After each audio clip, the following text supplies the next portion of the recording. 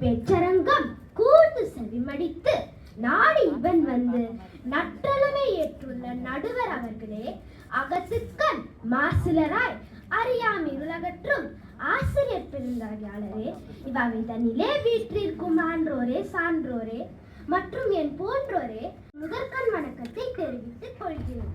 இன்று நான் உங்களுக்கு ஒரு நீதி கதையை சொல்ல போகிறேன்.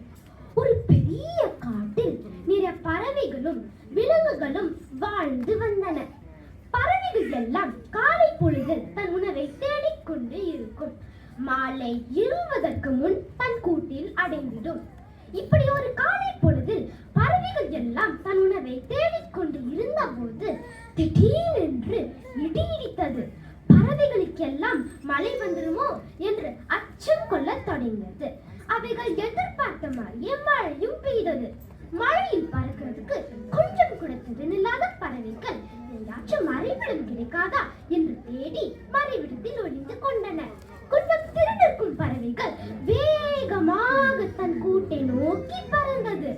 ஆனால் ஒரே ஒரு பறவை மட்டும் கடும் மழை கண்டு அஞ்சாமல் தன் இறகுகளில் பலத்தை பெருக்கி தன் பறந்துகின்ற உயரத்தோடு இன்னும் அதிக உயரத்துக்கு பறக்க தொடங்கியது.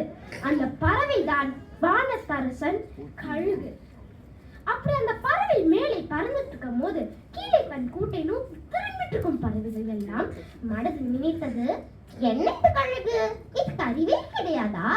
மழை பெய்யும் போது கூட்டுக்கு போகணும், இல்லை என்றால் மறைவிடத்தை தேடியாச்சும் போகணும்.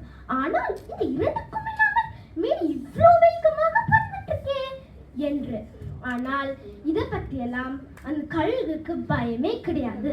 நெஞ்சம் உண்டு நேர்மை உண்டு ஓடு ராஜா, நேரம் வரும் காத்திருந்து பாரு ராஜா, அஞ்சி அஞ்சி வாழ்ந்தது போதும் ராஜா, அஞ்சி அஞ்சி வாழ்ந்தது போதும் ராஜா, நீ ஆற்று வெள்ளம் போல் எழுந்து ஓடு ராஜா, அடிமையின் உடம்பில் ரத்தம் எதற்கு, தினம் அச்சப்பட்ட கோழிக்கு இல்லம் எதற்கு என்று மனதுக்குள் பாடிக்கொண்டே 2 மடங்கு பலத்தோடு உயர உயர பறந்தது. இப்படி பறந்த கழுகு கடைசியாக மழை மேகங்களுக்கு மேல் பறந்தது. நம் பலருக்கு தெரிந்திருக்கும், மழை மேகங்களுக்கு கீழே தான் மழை பெய்யும், மேலே எந்த மழையும் பெய்யாதென்று. இப்போது அந்த கழுகு மேல் ஒரு சொட்டு தண்ணி கூட படவில்லை. மன நிம்மதியுடன் தன் இறை தேடும் பணியை தொடர்ந்தது. இப்படிதான் நாமும் இருக்க வேண்டும். பிரச்சனை வரும் பொழுது கீழே பறந்த பறவைகள் மாறி கூட்டுக்கு திரும்பாமல் கழுகை போல் தைரியமாக பிரச்சனைகளை எதிர்கொண்டு நாம் இலக்கை அடைய வேண்டும். இதற்கு தான் அவ்வை பாட்டி ஆத்திச்சூடியில் ஊக்கமது கைவிடேல் என்றும் திருவள்ளுவர் ஊக்கம் உடைமை என்ற ஒரு தனி அதிகாரத்தை நமக்கு தந்து நம்பிக்கையை ஊட்டுகிறார். நண்பர்களே, இந்த உலகம் அன்பால் நிறைந்தது. இந்த பிரபஞ்சம் நமக்காக வைத்திருக்கும் அடுத்த நொடி ஆச்சரியங்கள் ஏராளம். நம்பிக்கையோடு நகருங்கள். நன்றி, வணக்கம்.